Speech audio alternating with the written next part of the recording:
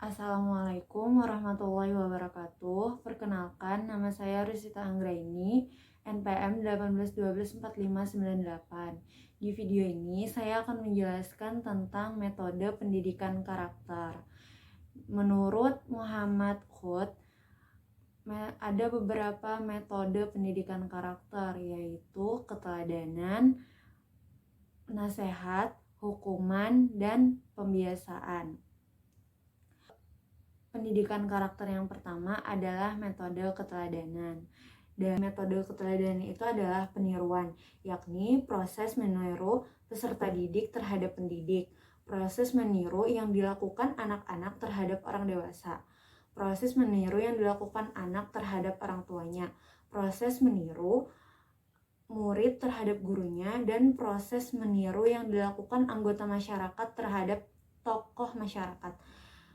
Di dalam metode keteladanan ini terjadi adanya proses peniruan dalam metode keteladanan yang merupakan berfungsi konservatif, yakni fungsi melestarikan.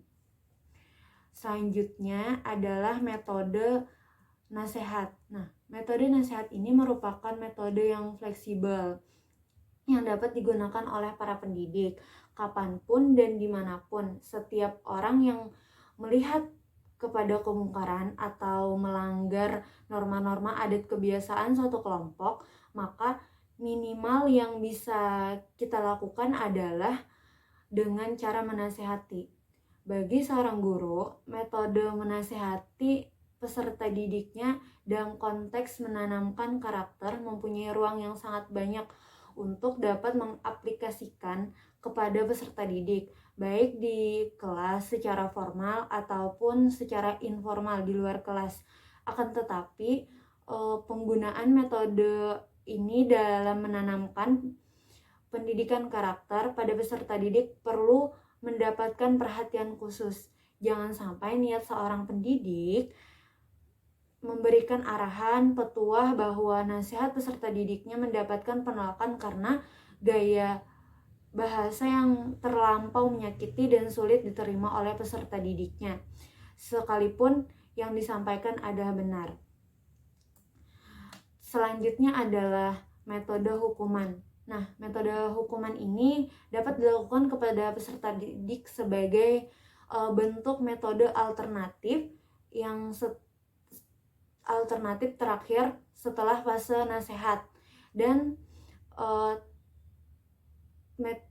setelah fase metode nasihat dan keteladanan tidak mampu untuk memperbaikinya. Kalau menurut teori belajar behavioristik, hukuman merupakan bagian dari aspek untuk memberikan pengurangan terhadap perbuatan negatif, sedangkan aspek pemberian hukuman lebih pada pemberian tuntutan dan perbaikan sebagai bagian dari pelaksanaan yang bersifat edukatif. Yang terakhir adalah metode pembiasaan. Jadi metode pembiasaan itu merupakan salah satu metode pendidikan yang sangat penting, terutama bagi anak. Seorang anak belum memahami apa yang disebut baik dan buruk dalam arti susila. Mereka juga belum mempunyai kewajiban-kewajiban yang harus dikerjakan seperti pada orang dewasa, sehingga perlu dibiasakan dengan tingkah laku, keterampilan, kecakapan, dan pola pikir. Anak perlu dibiasakan pada sesuatu yang baik, lalu akan mengubah seluruh sifat-sifat baik menjadi kebiasaan, sehingga jiwa dapat menunaikan kebiasaan-kebiasaan itu tanpa terlalu payah, tanpa kehilangan banyak tenaga, dan tanpa menemukan banyak kesulitan. Nah, jadi pola asuh memiliki peranan yang sangat